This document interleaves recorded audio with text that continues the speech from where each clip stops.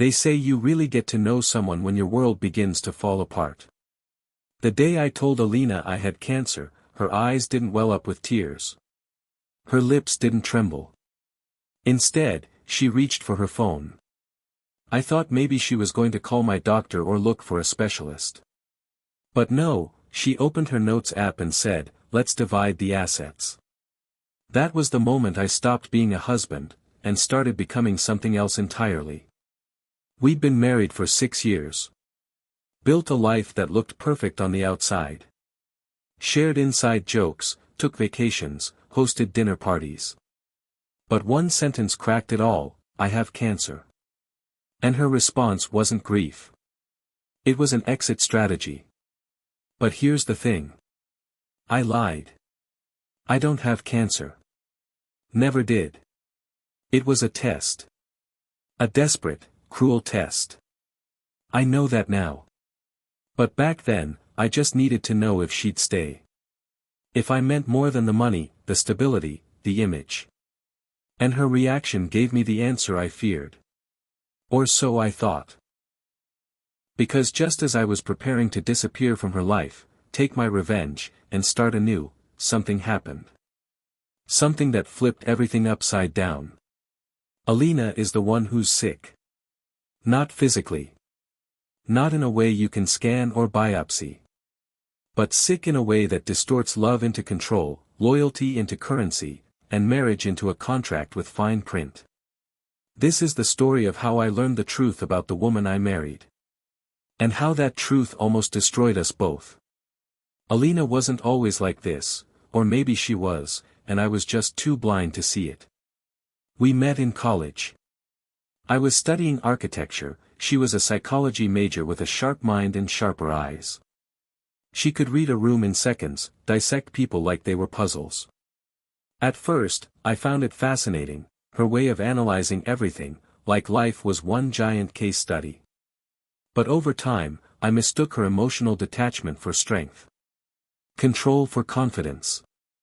We started dating in our final year. It wasn't a whirlwind romance, it was slow, methodical, precise.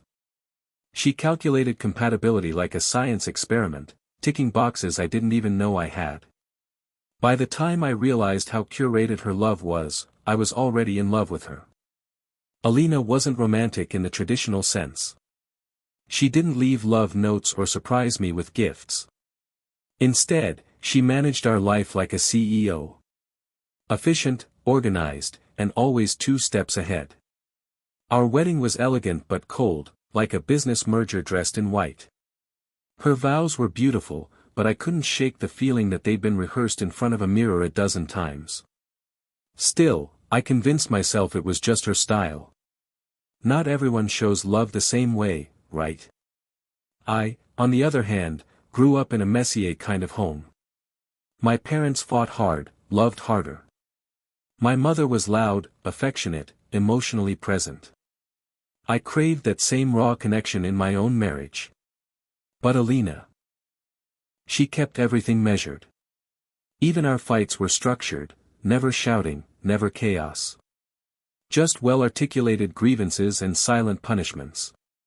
She rarely apologized. Instead, she negotiated. My friends used to say we were the power couple. We looked great in photos. Always showed up dressed to impress. But behind closed doors, it felt like I was married to a stranger who mimicked love without ever truly feeling it.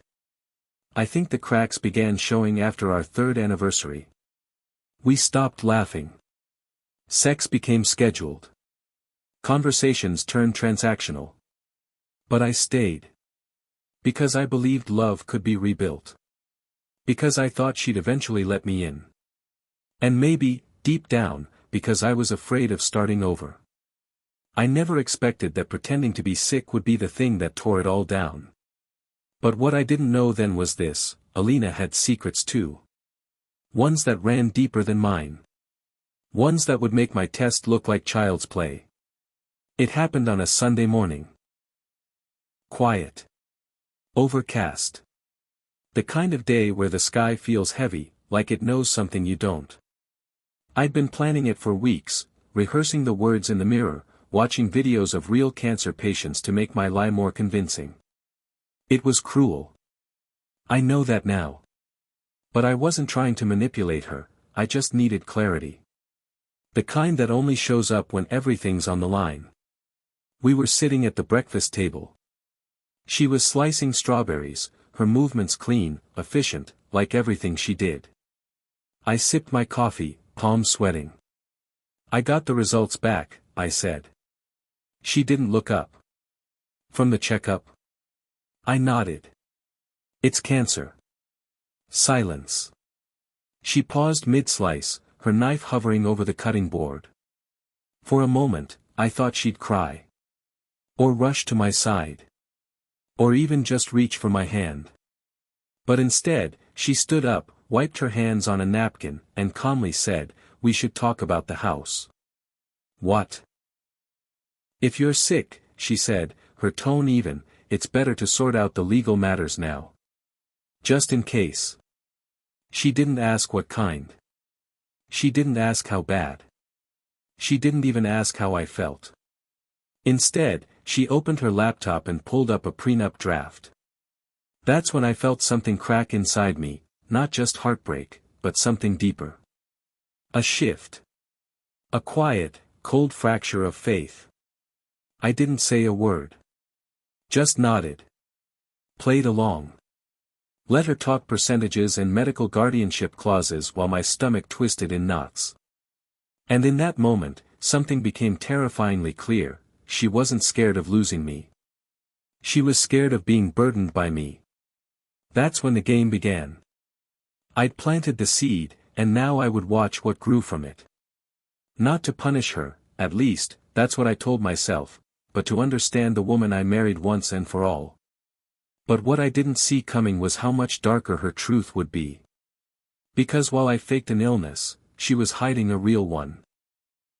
And it wasn't in her body, it was in her mind. The next few days passed like a dream I couldn't wake up from. Alina moved quickly, almost too quickly. She contacted her lawyer, arranged a valuation of our assets, and scheduled a meeting with a financial advisor. All within 72 hours of my so-called diagnosis. I watched her from across rooms, across conversations, feeling more like a dying client than a husband. There was no tenderness, no hesitation. Just strategy. Precision. Ice. And yet, she didn't move out. She still slept in the same bed, still made us dinner, still scheduled our lives on the shared calendar like she always had. It was as if she had mentally detached herself from the relationship but was keeping up appearances, for who, I wasn't sure. Maybe the world. Maybe herself. One night, I came home late from a walk, just me, the lie, and the guilt gnawing inside my chest. I found her sitting in the dark living room, wine glass in hand, staring at nothing. "You were out a long time," she said softly, without looking at me. I froze. Just needed air. She nodded, took a sip. "I researched treatment options today.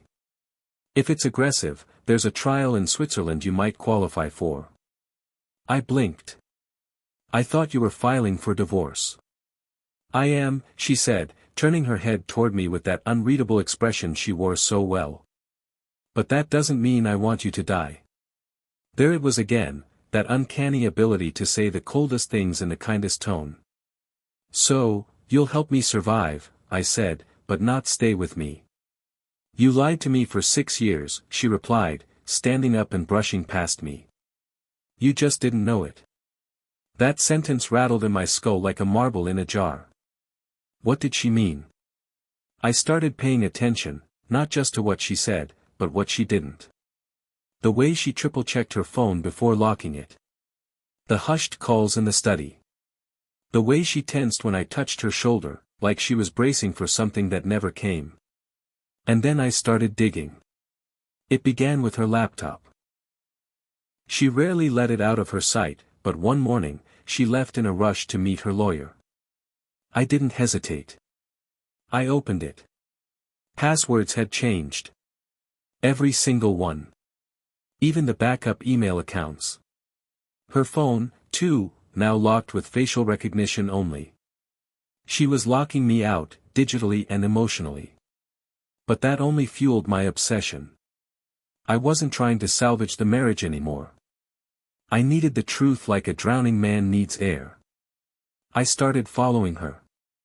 Not in a trench coat and sunglasses kind of way, but I'd wait a few minutes after she left the house and then trail her in my car. Once, she said she was going to therapy. Instead, she drove to a gated residential building and stayed inside for 2 hours. When she came out, her lipstick was smudged. I felt a fire rise inside me, a rage so bitter it almost made me laugh. So that's what it was. She wasn't afraid of illness. She wasn't trying to protect herself from grief. She was in love with someone else. The cancer had become her out, her excuse to do what she'd probably been planning for months. I was just the dying weight she needed to shake loose. That night, I stared at her while she slept. I looked at the woman I'd vowed to protect, support, grow old with. And all I saw was a stranger curled beside me. A stranger who wanted me gone. But here's the irony. The more I convinced myself that she was the villain, the more something didn't sit right. The way she touched her stomach when she thought I wasn't looking. The way she whispered to herself in the mirror like she was rehearsing something painful. There was more. I could feel it. But I was too wrapped in my lie to see hers clearly. Two broken people, holding on to facades with white-knuckled fists, waiting to see who'd break first. And neither of us knew just how deep the damage ran. It happened by accident. She left her car unlocked one evening. I wasn't planning on snooping, I swear. But when I walked by and saw the glove compartment slightly ajar, something in me paused. Inside, buried under receipts and a pair of sunglasses, was a crumpled medical report. I recognized the name instantly, Dr. Haris Qureshi, Neurology Department. My hands trembled as I unfolded it. MRI scans. Blood panels. A diagnosis circled in red, frontal temporal degeneration, FTD. My heart dropped. I didn't know what it meant at first. But a quick search on my phone brought everything into sharp, painful focus. Early onset dementia. Loss of empathy. Emotional detachment. Memory issues. Impulsivity. Psychological shifts. Suddenly, everything made a twisted kind of sense. Her coldness. Her calculated responses. The way she clung to control, scheduled every moment, avoided emotional depth like it would drown her. Alina wasn't just pulling away from me. She was slipping away from herself. And she didn't tell me. She'd known she was sick. Probably for months. Maybe years. She didn't want pity. Didn't want to be seen as fragile. And most of all, she didn't want me to stay out of obligation. She thought she was protecting me. And here I was, thinking she was the monster. The manipulator. The Ice Queen. But she was sick. Terminally. Irreversibly. And she had tried to handle it alone. I felt something sharp twist in my gut. Guilt. The kind that burns deeper than betrayal. My fake illness had exposed her real one. And now everything had changed. After reading that report, I sat in her car for nearly an hour, just breathing. Trying to piece together the jagged edges of everything I thought I knew. Frontal temporal degeneration. A disease that attacks not just memory, but personality. Empathy. Judgment. The very soul of a person. And Alina had known. She hadn't told me. She hadn't told anyone. I didn't go inside right away. I couldn't. I walked around the block twice, fingers cold despite the humid air. When I finally stepped into the house, she was sitting on the floor of our bedroom, folding laundry. Like nothing was happening. Like her world wasn't silently imploding. "Hey," I said, barely above a whisper. She glanced up, smiled faintly. "You're home early." I wanted to scream. To grab her shoulders and ask why she didn't tell me. Why she chose to face this alone. But all I said was, "Yeah. Got tired of walking." She nodded, turning her attention back to the towels. I watched her closely now. Not like a suspicious husband, like a man watching a time bomb and pretending he doesn't hear the ticking. Her movements were slightly off, mechanical. The creases in the folded sheets weren't perfect anymore. A small sign, but one that told me she was slipping. And I had tested her. I had lied about cancer. To a woman with a degenerative brain disorder. What kind of man did that make me? The next day, I made an appointment with Dr. Haris Qureshi under a fake name. I told him I was researching a condition a loved one had. He was cautious but kind. He spoke in measured phrases. Careful optimism with a hard edge of finality. FTD had no cure. No way to reverse the decline. Treatment is mostly supportive, he said. Behavioral therapy, mood stabilizers, but over time, her ability to function emotionally will erode. Function emotionally. Like she already had. I left his office with a file full of pamphlets and a head full of panic. Back home, Alina was on the balcony watering the succulents she used to ignore. She'd started obsessing over them recently, lining them up in patterns, color-coding them by pot type. A sign of her frontal lobe weakening, Dr. Qureshi had said.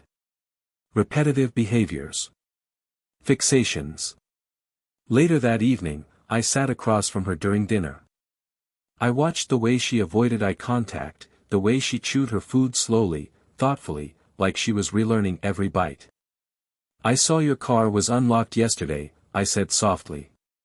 "You should be more careful." She stiffened slightly. "Did you go through anything?" I held her gaze.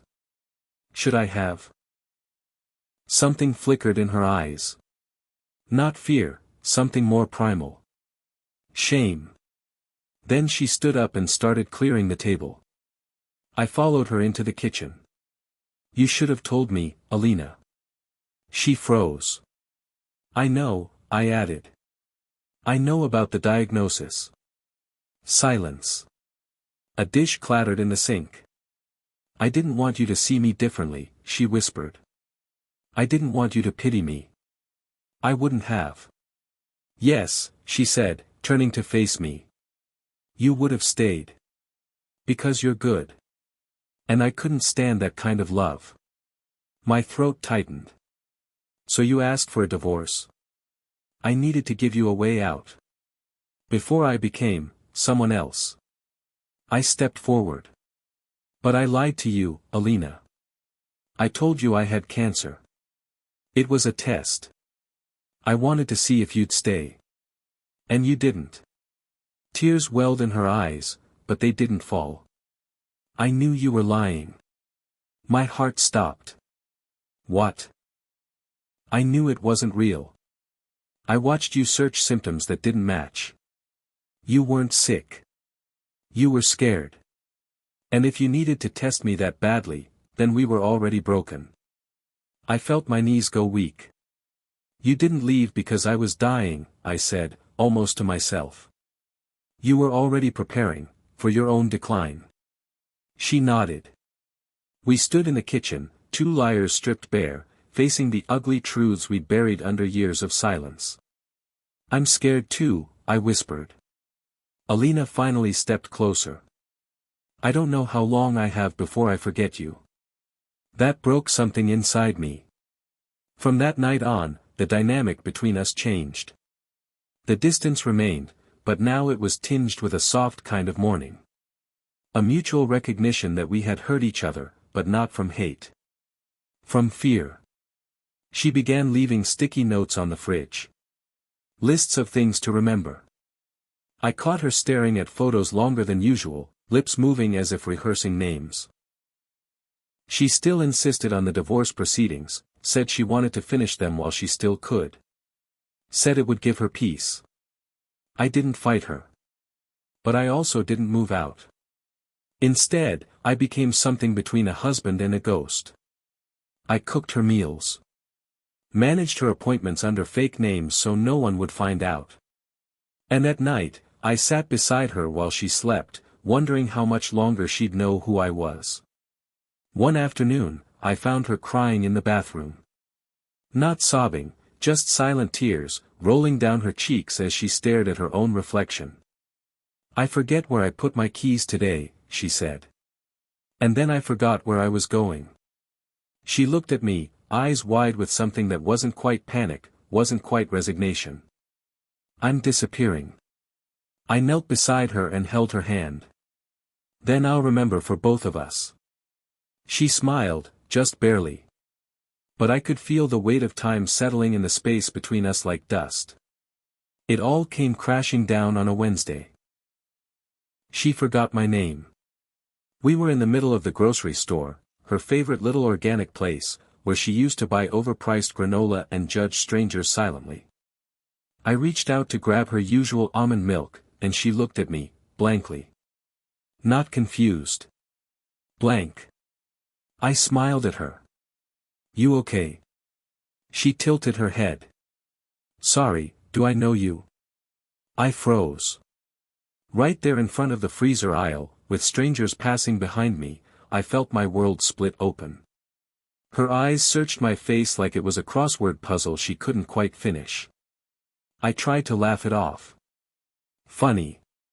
I'm your husband, remember?" She blinked slowly. No, I don't think so." And then, like the cruel flick of a switch, it came back to her. Recognition dawned in her expression. She let out a shaky breath and touched her temples. I'm sorry. I was just tired. Sometimes it's like there's fog." We left the store without buying anything. Back home, she sat on the edge of the bed, shaking. I handed her a glass of water, but she didn't take it. Just stared down at her knees like they held answers she'd misplaced. "I forgot you," she whispered. "You were standing right in front of me, and I didn't know who you were." I knelt in front of her. "It's okay, Alina." "No, it's not," she snapped, her voice trembling for the first time in weeks. "You should hate me." I swallowed hard. "Why would I hate you?" "Because I failed you," she choked. "Because I tried to leave when I should have held on. Because I broke our marriage and blamed you for looking for proof of what I was already destroying." She finally looked at me. Really looked. "You tested me, and you were right to." That's when I broke. Tears slipped down my cheeks. I hadn't cried once since this all began. Not when I faked cancer. Not when I found her diagnosis. Not even when she told me she would forget me. But here, on the floor of our bedroom, I sobbed like a man watching the person he loved vanish by inches. "I didn't want to catch you in anything," I said through gritted teeth. "I just wanted to know if I still mattered to you." "You do," she said, voice breaking. "You always did. I just didn't know how to show it anymore. I was losing pieces of myself, and I didn't want you trapped with half a person." I took her hands. "Don't you understand? I would have stayed for the pieces." We sat there, collapsed into one another, breathing each other in like we were trying to memorize it. Memorize skin. Voice. Smell. Something to hold on to when the memories went. "I don't want to go through this alone," she whispered. "You're not alone." She leaned her forehead to mine. "But you have to let me go. When the time comes, don't hold on to a ghost." I didn't answer. Because I couldn't promise that. I couldn't promise I'd be able to walk away when she no longer knew me, or herself. I couldn't promise I'd survive that kind of silence. But in that moment, I could promise one thing. I'll be here. Until the very last memory. She closed her eyes. "Then remember me at my best. Not like this." I wanted to lie. To tell her she'd stay sharp and funny and calculating forever. That the disease would miss her somehow, that she'd be the miracle. But I couldn't. Instead, I kissed her knuckles, one by one. "I'll remember you the way you looked at me when we first met." She smiled faintly. "Like you were the only person who wasn't afraid of me." "I still aren't," I said, "grammar be damned." She laughed. A short, beautiful, crumbling sound. That night, we slept facing each other for the first time in months. I held her hand all night long. And prayed that she'd still know me in the morning. Some mornings, she still wakes up and remembers everything. My name. Her name. The year. The smell of our lavender-scented sheets. The taste of the coffee I make exactly how she likes it, half sugar, 1/4 milk, too hot to drink immediately. And on those mornings, we dance. Not literal dancing, though sometimes, when the mood takes her, we'll sway in the living room to old jazz records, but a kind of emotional dance. An unspoken gratitude for a day that still makes sense. A soft exhale of borrowed time. Other days, I lose her. She'll call me by her father's name. She'll ask where her mother is, dead for over a decade. She'll stare at the wedding photos like they're pictures from a stranger's life. She'll forget how to use the microwave, or ask what city we live in. But the cruelest days are the ones in between. The days when she knows what's happening. When she says things like, "Today's a fog day, isn't it?" Or, "I think I'm misfiring again." When she laughs at her own confusion with that tight, tired smile that says, "I'm trying to be brave so you don't fall apart." I never left. Even after the divorce papers sat on the kitchen counter for a week, and signed. She burned them herself, without ceremony. Just one morning, she walked outside, lit a match, and stood barefoot on the stone patio while they turned to ash in a metal bowl. I didn't stop her. We never talked about it afterward. She moved into the guest room eventually, not because we fought, but because she said waking up next to me sometimes made her sad when she couldn't place my face right away. "I want to miss you on my own terms," she said. So I let her go. Room by room. Memory by memory. But I never moved out. I started documenting everything. Every smile, every good morning, every joke she still made that hadn't faded yet. I made a private video diary, not to share, but to store her for myself. To preserve what I knew I'd one day lose. And through it all, I forgave her. I forgave her for the way she reacted to my lie. For the way she pushed me away. For the coldness that wasn't entirely her fault. And maybe, more importantly, I forgave myself. Because love, real love, isn't just about staying when it's easy. It's about knowing when the person in front of you isn't themselves anymore, and still choosing to stand beside them, even as their grip on the world unravels. One evening, as the sun set behind her favorite bay window, she looked at me, eyes wet but soft. "I think. I knew you'd stay," she whispered. "Even when I pretended I didn't want you to." I squeezed her hand gently. "I stayed because I remembered who you were, when you couldn't. They say you really get to know someone when your world begins to fall apart. But I think that's only half the truth. You also get to know yourself." When I told Alina I had cancer, I was trying to provoke something, to test the love I thought was slipping through my fingers. I wanted drama. I wanted proof. I wanted her to fight for me. What I got was silence. Coldness. Distance. What I didn't understand then was that she wasn't rejecting me. She was already fighting her own losing battle. Quietly. Alone. With the one thing no test or treatment could fix, her mind. And still, in her own fractured, backwards way, she was trying to protect me. She didn't want me shackled to the shadow of the woman I married. She wanted to give me a way out.